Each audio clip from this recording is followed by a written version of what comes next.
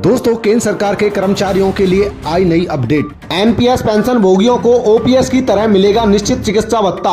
दोस्तों, अगर आप भी जानना चाहते हो कि क्या है पूरी खबर तो बने रहिए मेरे साथ इस वीडियो में एंड तक। केंद्र सरकार के 2004 से नियुक्त कर्मचारी एनपीएस के अंतर्गत आते हैं और ओपीएस 1979 की तरह उन्हें उनके अंतिम वेतन के आधार पर कोई गारंटीकृत पेंशन नहीं दी जाती है।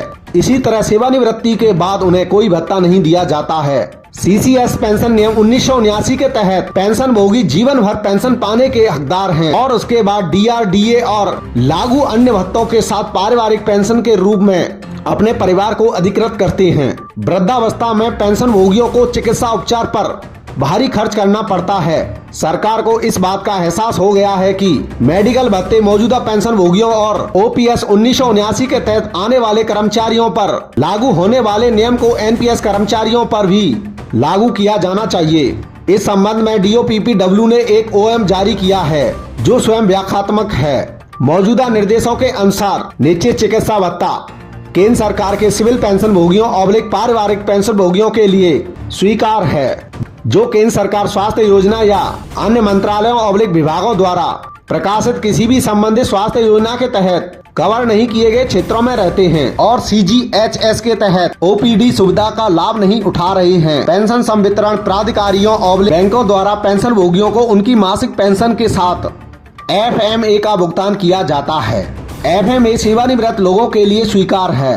राष्ट्रीय प्रणाली यानी एनपीएस कर्मचारी जो पुरानी पेंशन योजना के तहत अमान्यता और विकलांगता के कारण और मृत एनपीएस कर्मचारियों के परिवार के सदस्यों को पेंशन दी जाती है, जिन्हें सेवा के दौरान एनपीएस कर्मचारी की मृत्यु पर पुरानी पेंशन योजना के अनुसार पारिवारिक पेंशन दी जाती है। ऐसे मामलों में एफएमए का अनुदान सामान्य शर्तों की पूर्ति के अधीन है। स्वास्थ्य एवं परिवार कल्याण मंत्रालय ने कार्यालय ज्ञापन के माध्यम से आदेश जारी किए।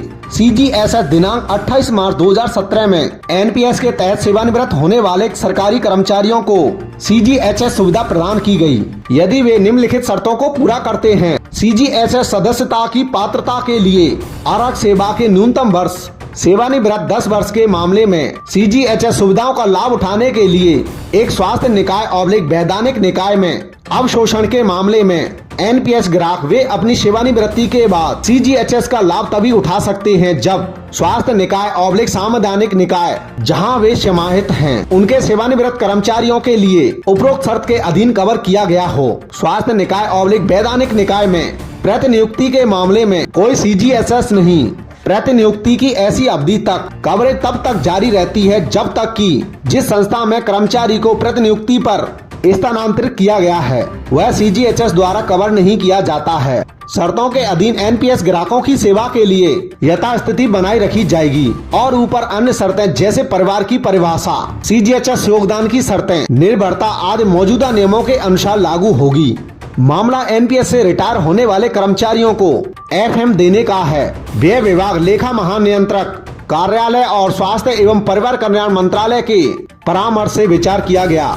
अब यह निर्णय लिया गया है कि ऐसे सेवानिवृत्त एनपीएस कर्मचारी जो अन्यथा ऊपर पैरा 3 में उल्लेखित सीजीएचएस सुविधा का लाभ उठाने की शर्तों को पूरा करते हैं, पुरानी पेंशन योजना के तहत पेंशन प्राप्त करने वाले पेंशन भोगियों के मामले में उसी दर पर एफएमए अनुदान के लिए पात्र होंगे। यदि वे सीजीएचएस क्षेत्र में बाहर रहते हैं और सेवानिवृत्ति के बाद सीजीएचएस के तहत ओपीडी सुविधा का लाभ नहीं उठाते हैं, तदनुसार वे एनपीएस सेवानिवृत्ति लोग जो सीजीएचएस सुविधा के लिए पात्र हैं लेकिन सीजीएचएस क्षेत्र के बाहर रह रहे हैं, वे लागू दर के अनुसार एफएमए के हकदार होंगे। यदि वे किसी सीजीएचएस सुविधा का लाभ नहीं उठाते हैं या सीजीएचएस के तहत केवल आईपीडी सुविधा का लाभ उठाते हैं, एनपीएस सेवानिवृत्ति लोगों को एफएमए स्वीकृत करने के तौर तरीकों पर विचार किया गया है। लेखा महानियंत्रक के कार्यालय से परामर्श और एनपीएस सेवानिवृत्ति लोगों को एफएमए की मंजूरी के लिए निम्नलिखित प्रक्रिया निर्धारित की गई है। नंबर 1, सेवानिवृत्ति होने वाले सरकारी कर्मचारी को कार्यालय प्रमुख को निम्नलिखित फॉर्म और दस्तावेज 3 प्रतियों में जमा करने होंगे। फोटोग्राफ, नमूना हस्ताक्षर और पहचान चिन्हों की 2 प्रतियों के साथ निर्धारित प्रारूप में आवेदन सह वचन पत्र, निर्धारित प्रारूप में परिवार का विवरण और सीसीएस राष्ट्रीय पेंशन प्रणाली का कार्यान्वयन नियम 2021 का फॉर्म 2, निर्धारित प्रारूप में अधिक भुगतान की वसूली के लिए बैंक को संबोधित वचन पत्र, निर्धारित प्रारूप में FMA के बकाये भुगतान हेतु नामांकन प्रपत्र। नंबर 2, कार्यालय प्रमुख आवेदन की जांच करेगा और आवश्यक कदम उठाएगा।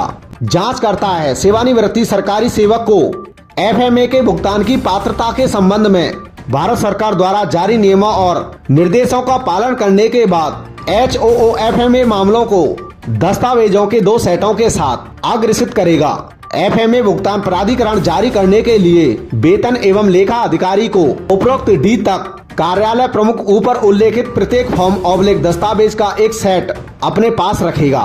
कार्यालय प्रमुख भविष्य की आवश्यकताओं के लिए ऐसे सभी मामलों से संबंधित फाइलें, रजिस्टर और रिकॉर्ड बनाए रखेंगे। दोस्तों, मेरे द्वारा बताई हुई जानकारी में अगर आपको कुछ डाउट है तो हमें कमेंट बॉक्स में कमेंट करके जरूर पूछ सकते हैं।